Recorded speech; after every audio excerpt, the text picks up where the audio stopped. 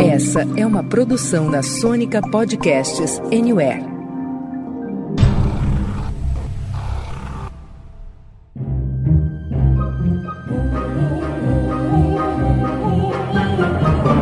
Senta, que lá vem spoiler.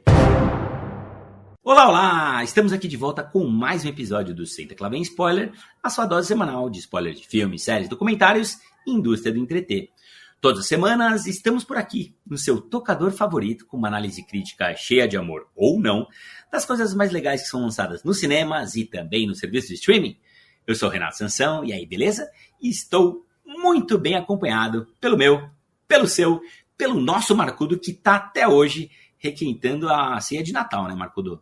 Opa, é claro que eu tô aqui, não tem desperdício não. Mas aí, pessoal, beleza? Melhor agora, cara. Olha, e temos aqui também a nossa Paulinha Trevisan, que já chega dando a letra do programa de hoje, que é sobre o filme mais comentado aqui das férias coletivas desse finzinho de 2022. Conta aí pro povo o que vem por aí, hein, Paulinha? Bom dia, boa tarde, boa noite para todo mundo. Hoje a gente vai falar de Glass Onion. E assim como eles, eu gostaria de receber uma caixa que me levasse direto para uma ilha grega. Demais! Aquela caixa Rá-Tim-Bum é muito boa, né? Bom, gente, nunca é demais lembrar que, assim como o nome já diz, a gente pega pesado nos spoilers, viu? Então, caso você ainda não tenha conferido Cebola de Vidro, recomendamos que dê um pulinho lá na Netflix antes de arrepiar aqui nesse programa. Tá falado, daqui em diante é por sua conta e risco, combinado? Ô, Norbinha, solta o trailer enquanto a gente prepara aqui nossos drinks envenenados.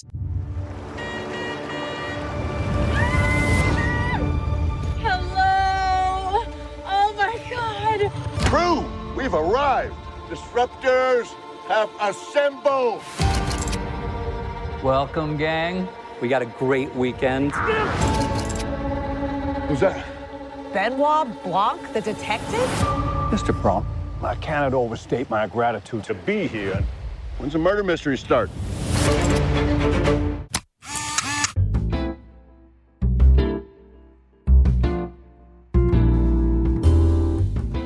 Minha gente, o negócio é o seguinte, hein? Depois de dirigir Os Últimos Jedi lá em 2017 e se vê em meio a um turbilhão de críticas, sobretudo dos fãs mais puristas da saga Star Wars, Rian Johnson resolveu retornar aí à sua zona de conforto, que é o mundo do suspense, e lançar no final de 2019 Entre Facas e Segredos. O filme foi um baita sucesso de público, com mais de 300 milhões de bilheteria, a crítica gostou bastante também, e os motivos foram vários, né? Passando aí pela formulinha do whodunit, que a galera adora, um elenco muito bem encaixado, com nomes de peso como Chris Evans, Ana de Armas, Toni Collette e Jamie Lee Curtis, mas talvez principalmente por ter um protagonista ao mesmo tempo sagaz, engraçado e carismático. E o Daniel Craig, gente, caiu tão bem como o detetive Benoit Blanc, que acabou sendo o único remanescente do elenco original que retornou aqui para o segundo filme da franquia, Glass Onion. Queria dizer que Os Últimos Jedi é um dos melhores Star Wars de todos, e quem discorda tá errado. Cavalo! E o Rian Johnson, ele costuma entender os personagens dele, né? Porque eu acho que é por isso que o Benoit Blanc funciona tão bem. Olha, eu tô com o Marcudo, eu acho que o Benoit Blanc funciona muito bem. Nunca imaginei que Daniel Craig pudesse ter tanto carisma, porque eu não sou uma fã dele como o nosso querido 007, mas eu tava lendo que ele não queria que nós fizéssemos essa associação imediata entre os filmes, né? Apesar dele manter o Benoit Blanc, ele lutou muito com a Netflix para não manter o nome Entre Facas e Segredos, que em inglês é Knives Out. Ele queria que fossem filmes independentes e não que fossem considerados uma série. Eu, particularmente, acho que a Netflix teve uma decisão acertada, porque o que levou muita gente para os cinemas e para dar o play foi o sucesso do primeiro filme. Queridos, e por falar aqui em Glass Onion, né, a gente tem, como a Paulinha falou, um lançamento Netflix, que adquiriu os direitos da franquia por impressionantes 450 milhões de dólares e que dá o direito de fazer 2 filmes. O primeiro deles é justamente esse que a gente está falando aqui, que está dominando todas as paradas e repete a formulinha do antecessor, né? O Benoit Blanc retorna ativa para ir a uma luxuosa propriedade privada numa ilha grega, mas, né, como e por que ele chega lá é apenas o primeiro de muitos quebra-cabeças. O detetive logo conhece um grupo de amigos reunidos a convite do bilionário Miles Brown para uma reunião anual. Cada personagem guarda seus próprios segredos, mentiras e motivações. E você já sabe, né? Quando alguém aparece morto, todos são suspeitos. Queridos, o elenco aqui é recheado. Além do retorno do Daniel Craig no papel principal, temos boas participações de Janelle Monáe, Edward Norton, Kate Hudson, Catherine Hahn, Dave Bautista, Leslie Odom Jr., que o Rafinha adora, entre outros. Lembrando também que o Ethan Hawke faz uma ponta lá no começo, ele é o cara com aquela pistola que imuniza o pessoal contra a Covid. E uma curiosidade sobre o elenco é que o Joseph Gordon-Levitt, ele esteve em todos os filmes do Rian Johnson até hoje, e ele também tá aqui, eu acho que ninguém percebeu, mas é a voz dele que fala aquele dong, marcando a hora lá na ilha. Olha, por falar nessas pontinhas, a gente tem outras duas muito especiais. A gente tem o Hugh Grant, que aparece ali como um parceiro, né, do nosso maravilhoso Benoit Blanc. A gente fica ali naquela expectativa de que seja um casalzão da porra. E naquele zoom que o nosso Benoit Blanc tá na banheira, fazendo uma chamada e jogando Among Us, ele também tá com duas figuras importantíssimas do cinema, que inclusive tiveram suas últimas aparições em tela, que são a Angela Lansbury e o Stephen Sondheim. Muito bem lembrado, Paulinha. Olha, gente, antes da gente mergulhar de cabeça no debate sobre Cebola de Vidro, bora dar aquela tradicional passadinha para ver o que público e crítica tem achado dessa produção. Conta aí pra gente, Paulinha. Olha, lá no IMDb, o filme tem mais de 120 mil avaliações e uma nota média de 7,4. No Metacritic, o Metascore aponta 81 de 100. No Letterboxd, 3,8 de 5. E no Rotten Tomatoes, o termômetro favorito do Marcudo, ele conta com a aprovação de ótimos 93%, tanto da crítica quanto do público. Mas chegou a hora da gente falar do que realmente importa nessa bagaça, que é a opinião, claro. Senta que lá vem spoiler. Marcudo, o Brasil quer saber quais foram suas primeiras impressões sobre esse segundo filme da franquia Knives Out. Gostou? Amor ou dá pro gasto? Olha, eu gostei, eu acho que Glass Onion é mais um suspense interessante do Rian Johnson, outro filme de investigação que não segue as linhas retas, mas é menos inventivo do que Entre Facas e Segredos, que é um filme que eu adoro, né? No primeiro filme a gente tinha personagens mais interessantes, tinha um Benoit Blanc mais participante, a trama era mais curiosa.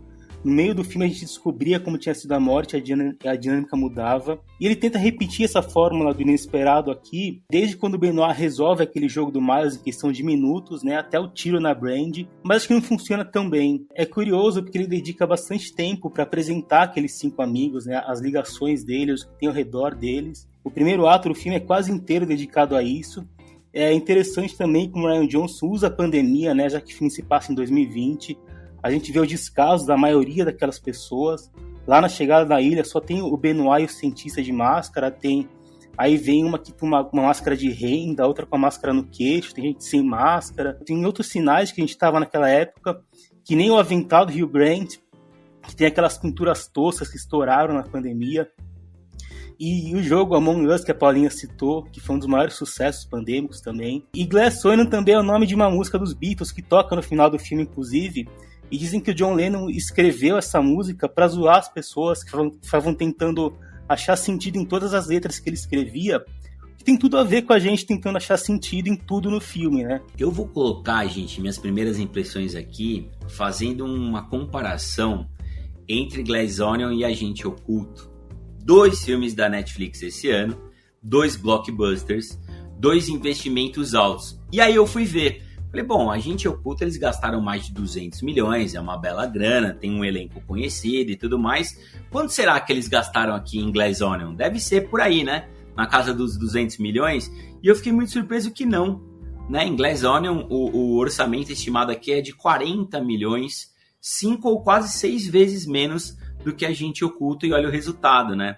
E aí que vem um ponto interessante. Como é importante você investir no criador, né? O Rian Johnson é um cara inventivo, ele sabe muito bem o que ele faz, além de diretor, ele é roteirista, ele anda muito bem acompanhado, e eu concordo muito com o Marcudo. A gente tem pouquíssimos pontos altos nessa última etapa aí de Star Wars, e um deles, sem dúvida, é Os Últimos Jedi, que é um filme corajoso, que o Rian Johnson é um cara que não falta coragem de fato.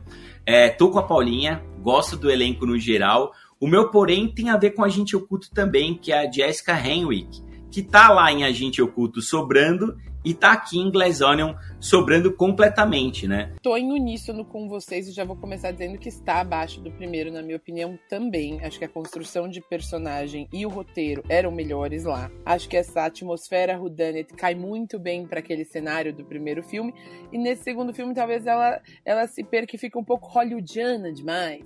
Talvez tenha faltado um pouco de suspense, e aí a coisa caiu um tanto no clichê. Não sei muito bem explicar. Mas o filme deslancha, ele melhora, ele vai sendo construído, novamente, muito pelo carisma fantástico que Daniel Craig apresenta no nosso detetive favorito. Eu acho muito legal que ele usou elementos da cultura pop para fazer críticas muito contundentes. A gente tem a figura do Jared Leto, que aparece ali com o seu kombucha alcoólico, e entre outros, né? São vários elementos, a coisa da startup e a coisa até da Mona Lisa e de como a empresa Alpha foi fundada.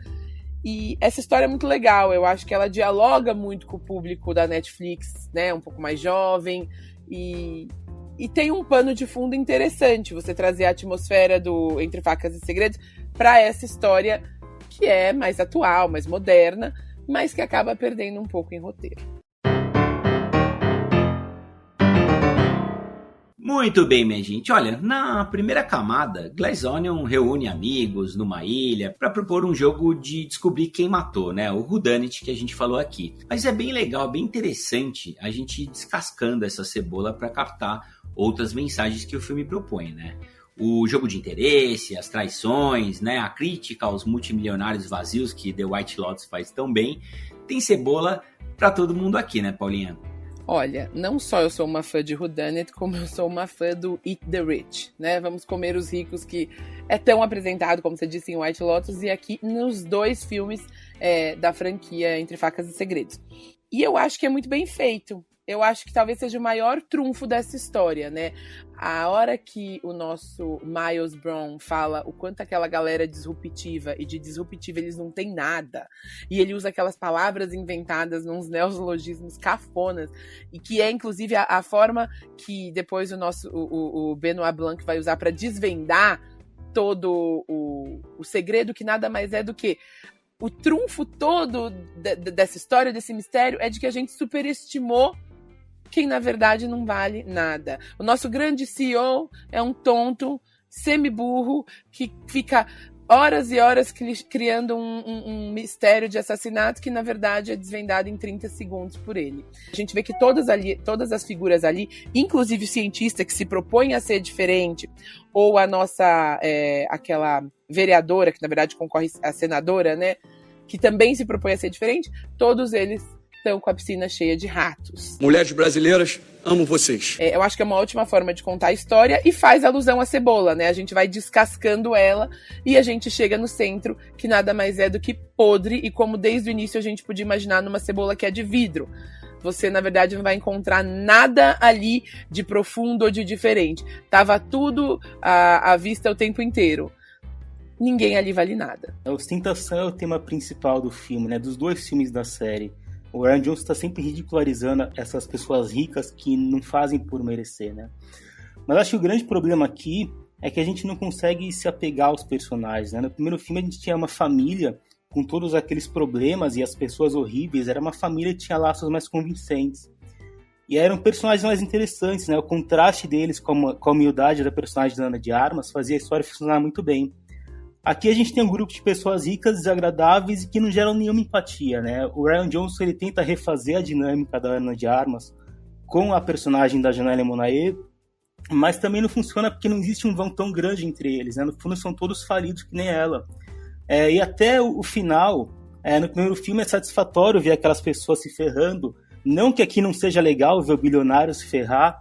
O problema é que a forma como isso acontece não é muito convincente, né? Porque o cara matou, o cara ocultou provas, o caramba, mas ele vai cair porque ele queimou a Mona Lisa com o combustível dele. Não que queimar a Mona Lisa não seja um crime hediondo, mas ele era um bilionário, ele resolveu isso fácil, né? Até por isso eu achei difícil entender a mudança de pensamento daquela turma dele. Ainda que tenha sido legal aquela metáfora da Ellen ter sido disruptora e mudado o paradigma, quebrando não o sistema, mas literalmente as posses dele, né? Mas apesar de a metáfora ser legal, de novo, não me convence, porque todo mundo lá continuava de rabo preso com o cara. E falando da Mona Lisa, é interessante porque, além de representar o ápice daquela ostentação, né, ela tem toda aquela questão de parecer que cada hora ela olha para um lado. Isso tem muito a ver com as histórias do Benoit Blanc, né? A nossa visão está sempre sendo desviada. E detalhe para a cena final, quando a Ellen quebra a quarta parede, mas ela está de lado que nem a Mona Lisa, né? Indicando o papel que ela tinha naquela trama. Eu acho que a direção é bem competente. O Rian Johnson, ele sabe usar a beleza daquela ilha, ainda que tenha um exagero de CGI, aquela cebola de vidro e tudo mais. A montagem é boa, tá sempre conseguindo enganar a gente. A trilha sonora consegue trazer bastante suspense.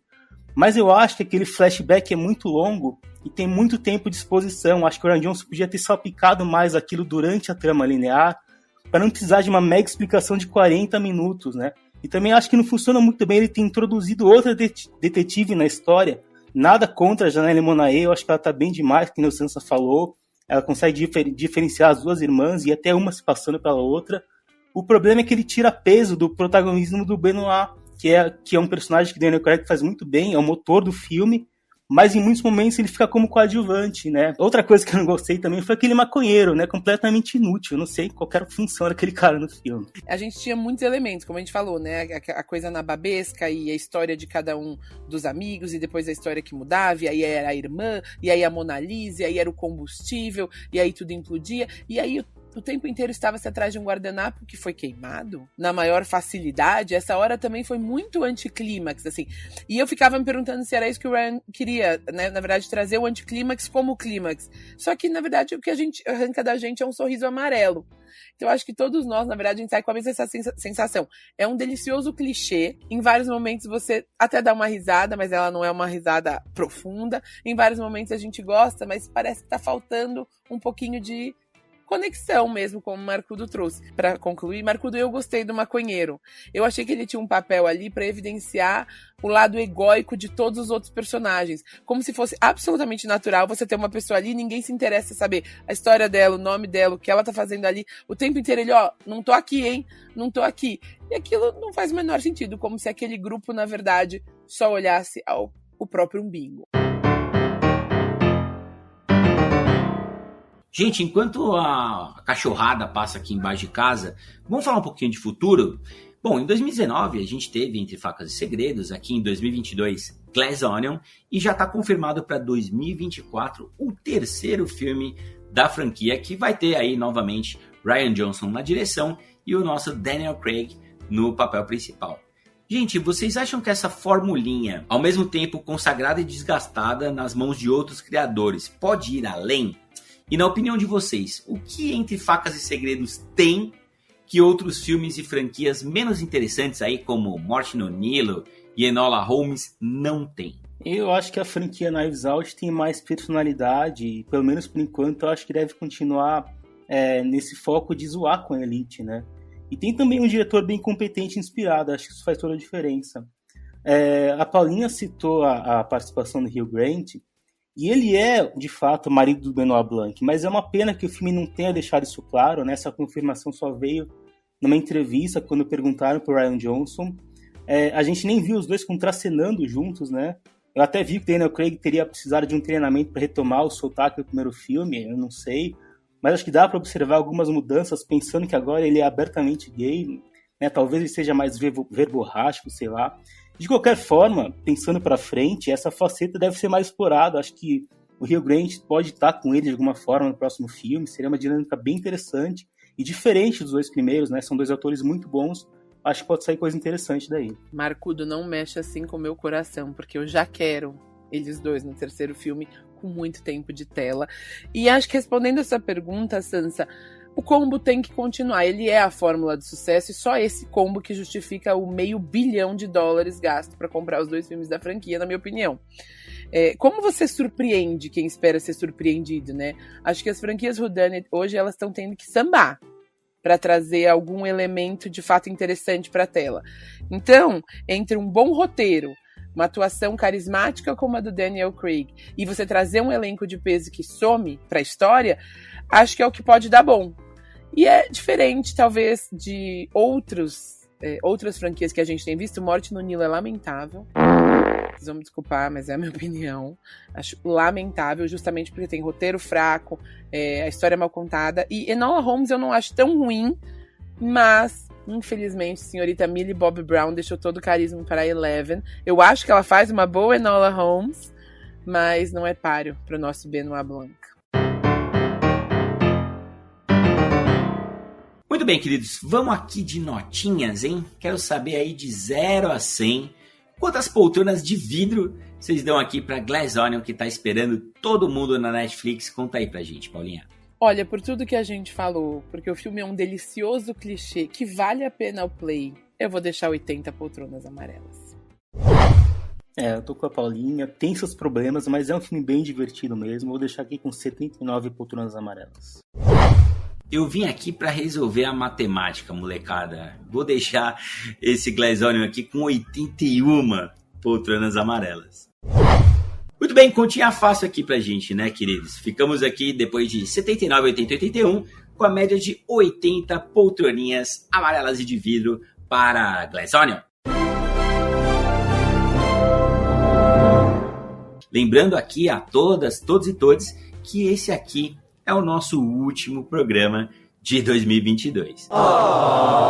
Agora a gente vai comer lentilha, pular ondinhas e se preparar para 2023, que terá novidades maravilhindas para os nossos ouvintes e seguimores, certo, dona Paulinha? Certíssimo, a gente já vai começar o ano com tudo, então fiquem ligados.